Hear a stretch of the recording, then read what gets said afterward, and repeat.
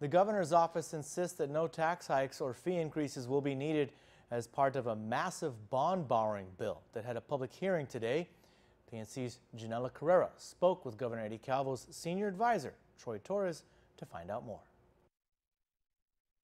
The governor's office sent out several press releases and even created a meme to allay concerns about tax hikes and fee increases that were once being proposed as part of a Guam Memorial Hospital transformation bill by Governor Eddie Calvo.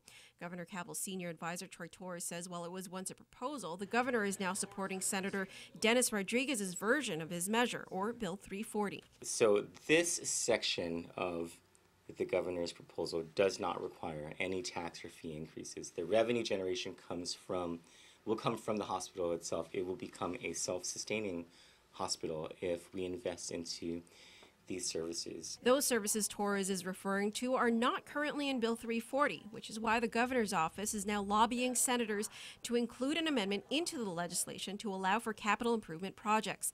The CIP will transform GMH's Z-Wing into a 4-story outpatient facility complete with an interventional radiology center, cath lab, and a cancer center. So that GMH can pay for essentially what the federal government is not compensating GMH for as it should, and also make up for the bond payments that we would have year to year. But even with a state-of-the-art outpatient facility, would that still be enough to sustain the hospital?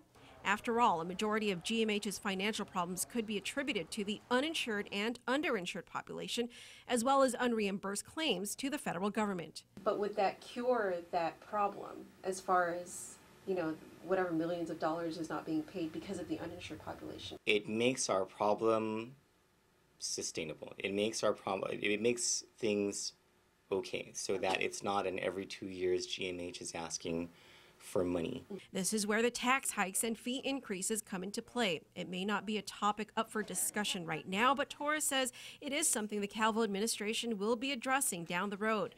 If approved, the funds generated through new taxes would pay for a form of universal health care, what they're dubbing We Care. If this We Care program, along with a new outpatient facility, succeeds, Torres is certain GMH will become a revenue-generating facility. We Care and the tax hikes that go with it is off the table for now. The focus right now, Torres says, is to take advantage of favorable market conditions. Janela Carrera, PNC News.